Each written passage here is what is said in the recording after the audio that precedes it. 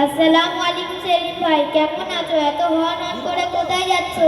ওয়ালাইকুম আসসালাম, ভালো আছি ভাই। একটু আলিপুর যাব, খুব জরুরি কাজ আছে। কি ভাই, খুব জরুরি কাজ আছে? কোর্টের কোনো কাগজপত্রের বিষয় নাকি? হ্যাঁ ভাই, কিছু কাগজপত্র ঠিক করার আছে। তা ভাই, তোমাদের মার্কেটে শোরুমটাকে বিক্রি করে দিয়েছে, যেটা নিয়ে তোমাদের ভাই বোনদের কিছু আগে বসাবসি হচ্ছিল। আরে ওটা তো ওইভাবেই আছে, কিছু হয়নি। ওটা সিদ্ধান্ত করার জন্য আজকে একটা উকিলের সাথে মিটিং আছে। তুমি জানো, কাউকে বলো না। জানো তোমার ভাই বোনদের অবস্থা বিড়ালের কান, একটু কিছু আলোচনা করলেই জানতে পারে। না ভাই না, তোমার আমার উপর বিশ্বাস নেই? তুমি কোনো চিন্তা করো না। হ্যাঁ স্যার, আমার বিষয়টা কিছু ভাবলেন? আরে ভাই, আপনি ভাবছেন কেন? আপনাদের জন্যই তো বসে আছি। বলুন কি করতে হবে। আমার শোরুমটা 3টি অংশীদার, বর্তমানে ওটা আব্বার নামে আছে। আব্বা তো এখন নেই, ওটা নাম পরিবর্তন হবে, কিন্তু দুজন অংশীদারে কি করে হবে? আপনি কি বলতে চাচ্ছেন? আমি বলতে চাচ্ছি আমি বলতে চাচ্ছি শোরুমটা কি আমার নামে করা হবে? হ্যাঁ হ্যাঁ, হতে পারে, তবে 5 পেটি লাগবে। স্যার দেখুন, একটু কম সম করে নেবেন। না না, হবে না, তুমি অন্য কারোর কাছে যাও। ঠিক আছে, তাহলে করে দিন।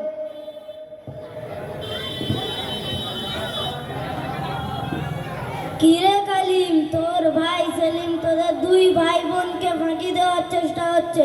সে তো উকিলের সাথে সাক্ষাৎ করে শোরুমের কথা বলছে।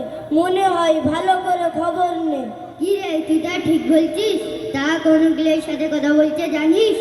আরে হ্যাঁ, আমাদের ক্লাবের উপরে যে উকিলটা বসে তার সাথেই কথা বলছে।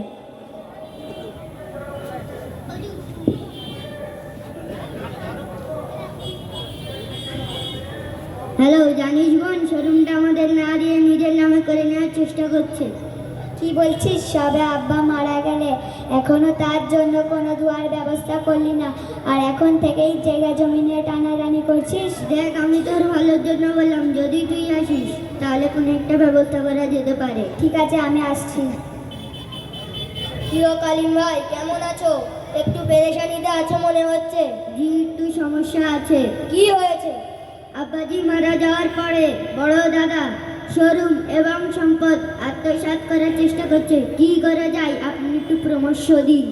আচ্ছা, ওনাকে ডাকো, আমি কথা বলছি।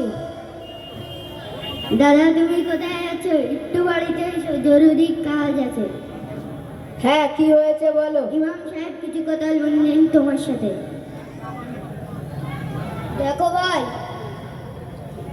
দেখো ভাই, আমি শুনলাম তুমি তোমার শোরুম ইত্যাদি নিজের নামে করে নিচ্ছ। কে বললো? এটা ভুল কথা। ভাই শোনো, যদি তুমি নাও করে থাকো তবে শোনো, দুনিয়ার সম্পদ ক্ষণস্থায়ী, চিরকাল থাকবে না। আজকে তুমি কারো হক মেরে খাবে, কালকে কিয়ামতের দিনে তোমাকে তার হিসাব দিতে হবে। রাসূল সাল্লাল্লাহু আলাইহি ওয়াসাল্লাম বলেন, তোমরা কি জানো নিঃস্বকে? সাহাবীগণ বলেন, নিঃস্ব ওই ব্যক্তি যার কোনো অর্থ বা সামগ্রী নেই। রাসূল সাল্লাল্লাহু আলাইহি ওয়াসাল্লাম বলেন, আমার উম্মতের মধ্যে নিঃস্ব ওই ব্যক্তি যে নামাজ, রোজা এবং যাকাতের সওয়াব নিয়ে কিয়ামতের মাঠে উপস্থিত হবে, অথচ সে কাউকে গালি দিয়েছে, কারো ওপর মিথ্যা অপবাদ দিয়েছে, কারো সম্পদ অন্যায়ভাবে ভক্ষণ করেছে, কাউকে অন্যায়ভাবে হত্যা করেছে এবং কাউকে মারধর করেছে। তখন তার নেকি হতে তাদেরকে পরিশোধ করা হবে। পরিশোধের পূর্বে তার নেকি শেষ হয়ে গেলে তাদের গুনাহ নিয়ে তার উপর চাপানো হবে এবং তাকে জাহান্নামে নিক্ষেপ করা হবে। তাছাড়া কোরআনে কারিমে অপরের সম্পদ ভক্ষণ করার প্রতি কঠিন ঘোষণা করা হয়েছে। মহান আল্লাহ তাআলা সূরা বাকারা আয়াত নম্বর 188 বলেন, ওয়ালা তাকুলু আমওয়ালাকুম বাইনাকুম বিল বাতিল ওয়া তুদলু বিহা ইলাল হুকামি লিতাকুলু ফারিকাম মিন আমওয়ালিন নাস বিল ইসমি ওয়া আনতুম তা'লামুন। আর তোমরা অন্যায়ভাবে পরস্পরের সম্পদ ভক্ষণ করো না এবং অন্যের সম্পদ অন্যায়ভাবে গ্রাস করার উদ্দেশ্য তোমরা তা জেনে শুনে বিচারকদের নিকট পেশ করো না। মশাই, আপনার অনেক ধন্যবাদ। আমি সত্যি ভাই বোনদের হক হড়প করার উদ্দেশ্যে উকিলের কাছে গিয়েছিলাম। আমি দুনিয়ার লালসায় পড়ে গিয়েছিলাম, আমাকে ক্ষমা করে দিন। ক্ষমা আমার কাছে নয়, ক্ষমা আপনারা ভাই বোনের কাছে যান। যদি তারা ক্ষমা করে তবেই আপনি ক্ষমা পাবেন, অথবা কিয়ামতের দিবসে আপনাকে জবাব দিতে হবে। কেননা যে ব্যক্তির হক নষ্ট করা হয়েছে বা হক নষ্টের পরিকল্পনা করা হয়েছে তার কাছেই ক্ষমা চাইতে হবে। আমার প্রিয় ভাই বোন, তোর আমাকে ক্ষমা করে দে। তোদের সম্পদ আমি হরপ করতে চেয়েছিলাম, কিন্তু ইমাম সাহেব আমাকে বাঁচিয়ে দিয়েছেন। আর অপরের সম্পদ হরপ করা এত ভয়াবহ না, আগে আমি জানতাম না। আল্লাহ আমাদের সকলকে হেফাজত করুক। ঠিক আছে ভাই, আল্লাহ তাআলা আমাদের সকলকে বোঝার তৌফিক দান করুন। আসসালাম।